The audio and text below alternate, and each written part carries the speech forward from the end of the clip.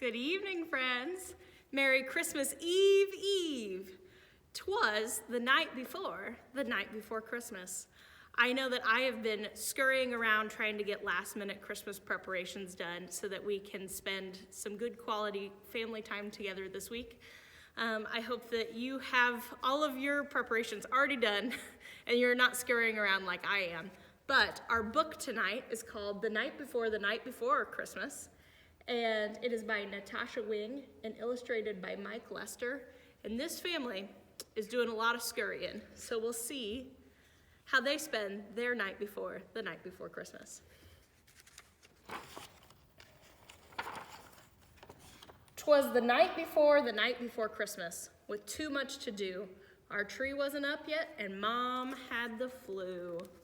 Oh no, what a terrible way to spend Christmas. Our cookies were burned, there were presents to wrap.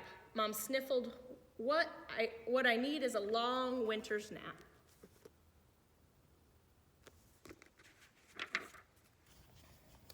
But instead, we drove miles to go get our tree. Last week, there were millions. Now, there were 3.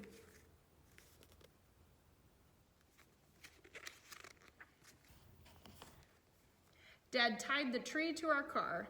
This will just have to do. Mom nodded glumly and sneezed, achoo! We dragged in our tree through the front door. It dropped half of its needles all over the floor. Look at that sad Christmas tree. It lost half of its needles. Just then, Patrick pointed out something quite shocking. Oh no, there were holes in everyone's stocking.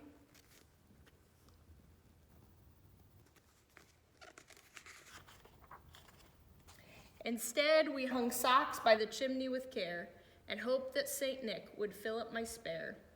Things will get better, I thought as I crawled into bed. Maybe visions of sugar plums will dance in my head. Instead, I lay wondering, gazing up at the moon, what on earth is a sugar plum? Is it candy or a prune? Do you know what a sugar plum is?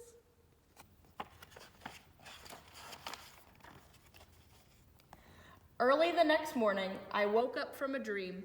Be careful, Harold, I heard my mom scream.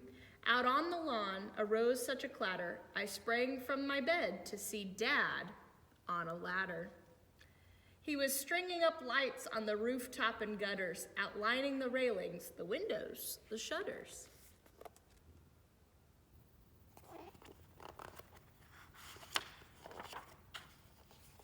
When he plugged in the cord, not a single light lit. Did we have extra bulbs? Yes, but none of them fit. So off to the mall our family did drive. When Dad saw the crowds, he gasped, sakes alive! Look how many people were there at the mall. And their light bulbs were a size too small. We searched every store, all the lights were sold out. But I found something for Grandpa, Silly Gilly the Trout. Finally, all done with our last-minute shopping, we flew past the food court without even stopping. That's my favorite part of the mall, is the food court. But I want to see Santa, Patrick said with a whine. We pushed through the crowd. Wow, what a line. It wrapped around the counters, down the first floor, then wound through kids' clothing and out the front door. Oh my gosh, what a long line.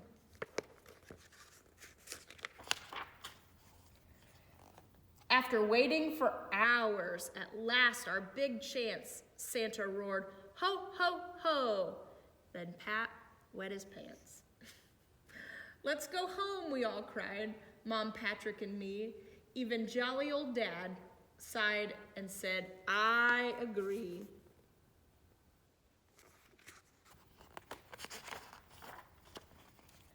So on the way home, we sang the Jingle Bell song, all while I was thinking nothing else could go wrong. What would our wondering eyes should appear but a gigantic mess? That much was clear. The tree was knocked over, my snow globe was shattered. Ornaments were broken and tinsel was scattered. What a mess. And if you see down here, a cat and a mouse, they're pointing at each other like, I didn't do it, did you? Bad kitty, I shouted, then Mom started to weep. Christmas is ruined and I need some sleep. No, it's not, Sugar Plum. These things are just stuff. Christmas is about love, and we have quite enough.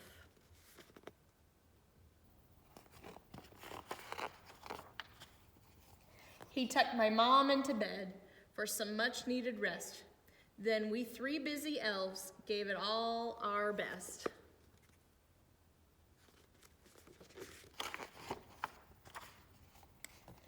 As snow gently fell, turning the earth sparkly white, I knew in my heart Christmas would turn out just right.